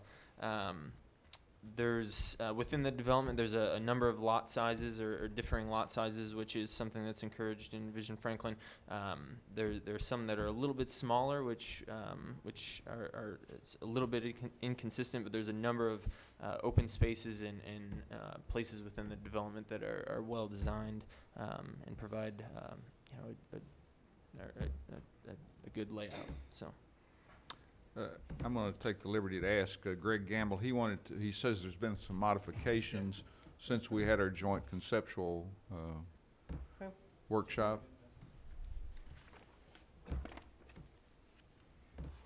Thank you, Mayor, and I'll be Move very through brief. it, please. On the handout that you're receiving right now, on the right side, I'm sorry, the left side, is the master plan we presented at the joint conceptual workshop. On the right side is the master plan that we've submitted as our development plan, and there are a couple of things I'd like to point out just very quickly. We had comments about the density of the development. The number of homes has been reduced from 144 to 132. We received some comments that there was some concern about the lot widths of 34 feet being the predominant single-family detached home. We have eliminated the 34-foot wide single-family lots from the plan. We now have a combination of 65-foot, 45-foot, and 40-foot single-family detached homes. Those are our three combination of lot sizes.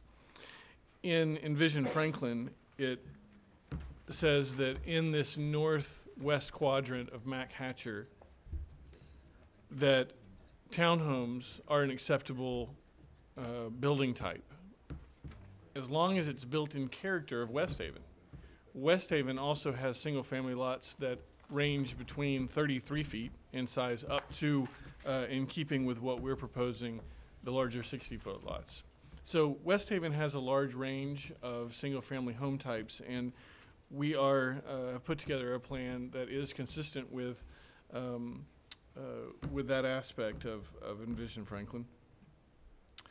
We are removing the pond, and we are doing a stream restoration. We're going to be working in concert with Cumberland Region Compact on the restoration of this stream. They'll actually be working hand in hand with us as a part of their grant effort with some of the things they're doing with TDOT and Mac Hatcher. We are dedicating a total of 13,600 square feet of right-of-way for the future expansion of Del Rio Pike. And if you flip to the very last page in the packet, this shows you the area that is 0.2 miles in length that will be a road improvement on Del Rio Pike done by Goodall Homes during the development of this property. The current CIP addresses a necessary road improvement that is 0.8 miles and goes from Poplar Grove Elementary School's entrance all the way to Mac Hatcher. So this would account for a quarter of that length at no cost to the city of Franklin. This improvement would include a full 3-lane section of road that would accommodate the turn lanes into the 2 access points for the proposed development that you have in front of you tonight. In addition, this development will generate road impact fees of approximately $884,000. We will be coming to you next month, prior to the public hearing at the workshop, to talk about using the collector road impact fees, or asking for reimbursement of the collector road impact fees for the 13,000 square feet of right-of-way dedication, as well as reimbursement for parkland dedication fees. The city of Franklin has a master plan showing a greenway trail that connects from Riser Point up alongside Harpeth River to Mac Hatcher, and there's a greenway trail planned along Mac Hatcher. So this additional greenway trail would provide for further connectivity into already existing neighborhoods and connect all the way back to the new sidewalk that's on Del Rio Pike. So we're starting to get a lot of very positive and good pedestrian connectivity through this area as well. If you have any questions, I'm happy to answer them. Would this be zoned FSSD or are these county schools, even though they're across the street? This is Franklin Special School It is, District. it is. Other questions or comments? I'm glad to see that the workshop had some significant Yeah. impact Yeah. and on this project, and we Absolutely. appreciate your responsiveness to that. If there are not any questions, we're gonna move on to Thank you items so much. 16 and 17, which is the rezoning and the development plan for Avalon Square PUD subdivision with 7 modification of standards for the property located at the intersection of Cool Springs Boulevard and East McEwen Drive. Thank you, Mayor. As the item was introduced, this is the Avalon Square PUD subdivision on all 4 corners of Cool Springs Boulevard and East McEwen Drive. The concept plan for this project was originally approved in 2004 by the Board of Mayor and Aldermen. There's the original entitlements of 172 attached residential units and 341,850 square feet of commercial space across all 4 quadrants. The updated plan proposes 122 attached residential units, 492 multifamily units dispersed in the retail and commercial buildings on the southern half of the northwest quadrant, and a total of 420,875 square feet of commercial retail office space, a difference of just under 80,000 square feet. Envision Franklin recommends a neighborhood mixed-use design concept for all 4 corners of this intersection. There's some verbiage in there directly from Envision Franklin. The main highlight would be neighborhood mixed-use concept provides a diverse mix of high-activity uses with a connected and walkable block layout. The overall development plan and rezoning, as proposed by the Parks Group, do meet the intent of Envision Franklin. Therefore, staff recommend approval of the development plan. There's 7 specific modification of standards related to the retaining wall height and material. There's a staff's review and recommendations of the retaining wall modification request have been influenced by the existence of a concept plan for this site that was approved long ago prior to the presence of retaining wall height and material zoning standards.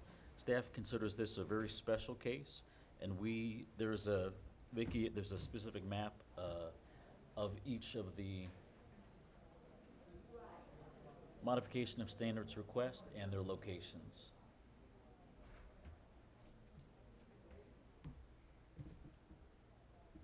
Which number is that? Here it is. I'll start going through them. It's the third thing down. Where is that? It's the third. 2018-105 res. 105 res, That's third it, one isn't down. it? On the legislative. On 17, number 17. Oh, number 17, Item yes. 17, the third item down. Yes.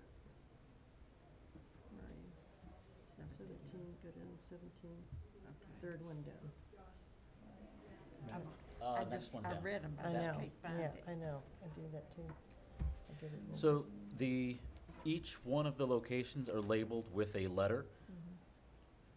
So we'll start with letter A.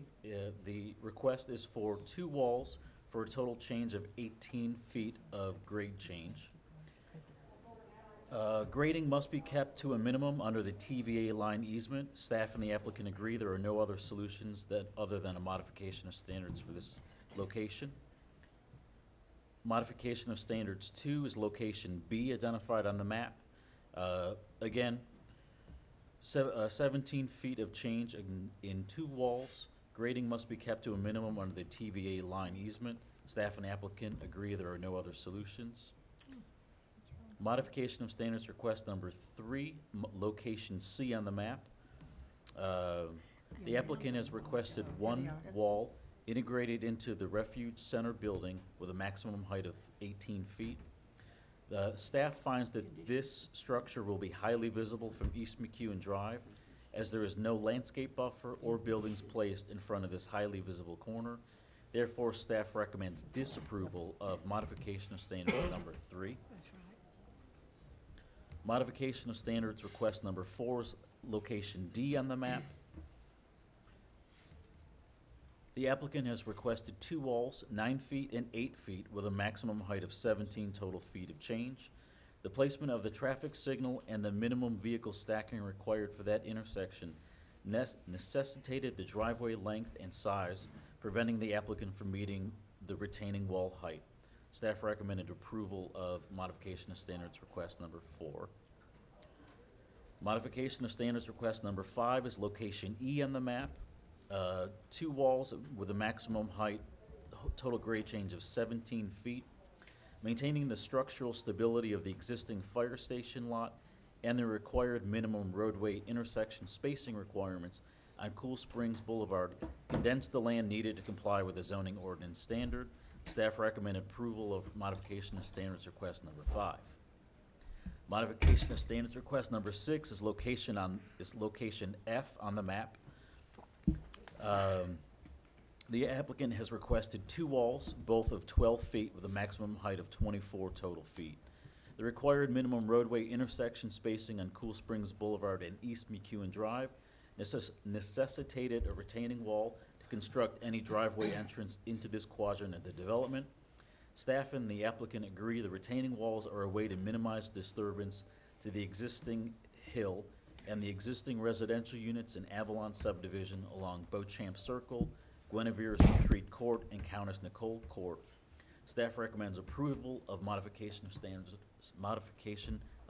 request number 6. Modification of standards request number 7 is for wall composition material. The City of Franklin zoning ordinance specifies segmental retaining walls as the primary building material in a retaining wall. The applicant has asked for a pre-split rock retaining wall in lieu of the segmental block.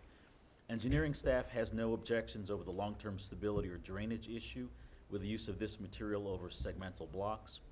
Planning staff did not have sufficient information on the appearance or aesthetics of these walls to recommend approval of this deviation from our current standards at the writing of this staff report in December. Therefore, staff recommended disapproval of modification of standards request number 7.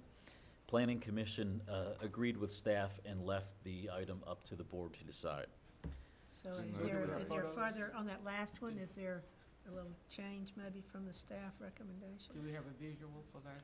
Staff has been working with the applicant on some visuals that I believe they have prepared and ready for the board's discussion tonight. Okay, thank you. Staff recommends approval of the overall development plan and then each of the 7 modification of standards requests, with the exception of 7 and 3. And I'm happy to answer any questions. Thanks. Let us look at this. Any questions as we get this picture? Well, you want to This is explain kinda it? weird, but I'd just like an explanation of it once we get it. So we can start with this one. I'm Joe Parks representing the applicant, and this is Craig Balcom with me. Basically, what we would like to look at on it's the entrance to the northeast quadrant, excuse me, is the ability to do some form of vegetated wall. And what we expect we'll find there is a solid rock face once we actually shoot into that hill. And what we'd like to do, there are various ways to do it, and some of could be dependent on what how solid the rock is. Sometimes you can do a vegetated gabion, so it's a gabied wall that's right in front of which is a rock-filled basket wall, which is right in front of shot rock wall, and then you grow vines on it, and it turns into what you see there is a picture of what we did at Nashville West. So we like that Like it. treatment better than the harder walls, and we think that'll provide a better look and feel. Is it green year-round? How does it, yeah, I'm looking at. So it depends on what product you use, but we can find ivy that will stay green year-round and work and grow in this zone. What is this right here? Do you know? I don't know what, that may be a Boston ivy, but I'm not sure. And I don't know that that one stays green year-round. That might make a difference. Anything's there, we're gonna use darn house. Yeah, should stay green. I like that better than just the wall. Much So better. it depends. Nature. And I've seen this, I know what you're talking about. Okay, But so- if in the winter it browns and then you see the basket, wall. then it's, Yeah. Yeah, then you might rather have just had the wall. you just have to have something that stays green. Maybe bring us a picture of like next month or Of something. the, of the winter time. Yeah, this is a, yeah. see- well, Maybe if you could, something that stays you know, green. this isn't on the voting session, so if you could give us some additional information on these two denials of modification of standards, Yeah. so we can better understand those. This is the first time we've seen this. Right. So I think you need to do a little homework to make sure that we fully understand what you're trying to do, Mr. Parks. All right, we'll do it. And to speak to modification of standard number 3, basically what we've done is redone the design so that, and worked with staff some on it, so that the building that they have in question, we had one big wall. We found a way to make 2 walls so there could be a separation.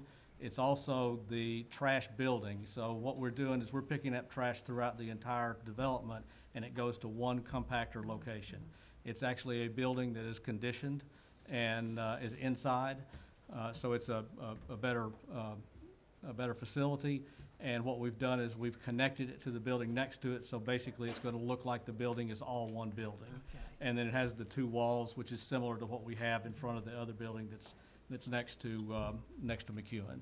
Okay, So so I that could be maybe reviewed Yep. also. Okay. Yeah. And that also doesn't, that looks like a building. Yes, I it'll mean, it just, doesn't look like a trash receptacle. it'll look like a I wanna make continuation sure of the that building, and it'll we- meet all the architectural yeah. standards that we'll have to work. Well, Right. we need some of that, and we need it way before we have the voting meeting, so if we could. Thank All right, you ready to So we move can on? take a look at it. We're gonna go to item 18, which is road impact fee offset agreement Is it? with Sunnybrook Investment Was there Company another one? for the, s- I'm sorry. What, I thought there was another modification you had asked him. It was this, it was this. there were 2 3 and 7. modification standards Right, that were but denied, Jo- and all the rest of them were approved by the, Right. but by the didn't staff you and the have a planning comment, commission. Josh? Yeah. Mayor, we do have one item. It's probably 2 items. 2 items. So for the rezoning and for the development plan, if those Go could be, ahead. if those could be pushed to the March, the public hearing pushed to the March, See, first point, 312. the March 12th BOMA March 12th. meeting, to Okay. allow us enough time to gather this information, distribute it back to the Yeah. board. Good. Right, that's what I wanted to, yeah. Yep. So the other thing we are requesting, and I think it was For the supposed to public be hearing. For the in your public hearing. package, is that we have a substantial amount of road impact fees, and it calculates up to a little over $8 million. And part of the work that is going to be required for entrance into our site, there's 2 traffic signals, and there are several decel lanes. They amount to about $1.4 million to $1.5 million in cost. And they don't fall under the technical allowance under the road impact fee to use as an offset credit. So we would respectfully request that the board take under consideration the amount of money that the road impact fees are costing, and see if we can actually use that as road impact fee offsets. Has as well. staff heard this? Engineering staff? Yes, Good, okay. yes. Okay. I just wanted to make sure it was all out on the table in this meeting. Good. All right, Okay, thanks, is that it, Josh? thanks. Yes, Craig. Mayor, thank you. Okay, we'll go back to the road impact offset agreement. Is there any question about that? Oh, you mean Uh, the one You'll on see number that at the 18? You're gonna voting bring it session. back to us, yeah? No, you mean the one on number 18 or this? Number 18, yeah. Number 18. Oh, Sunnybrook. Donnybrook? It's just a road impact fee for South Carruthers roadway. They're gonna widen it to 3 Yeah, lanes. right. They're gonna pay 50%, we're gonna pay 50. Yeah. Recommend approval. Item 19 is the professional services agreement with CT Consultants for the preparation of final plans and specification for the Franklin Road Corridor Streetscape Improvement Projects from Harp River Bridge to Harpeth Industrial Court. Any questions about that one? No. Next is item 20 is renewal of certificate of compliance for wine and grocery stores for Publix and Berry Farms. Okay, and item 21, we'll end up putting that on the consent agenda. It's a routine It's Title VI affirmation compliance, with Title VI on a yearly basis. Right. And we will bring back item 22 to the second meeting we this month. Okay, And we'll see you at 10 all after right. 7. Thank you.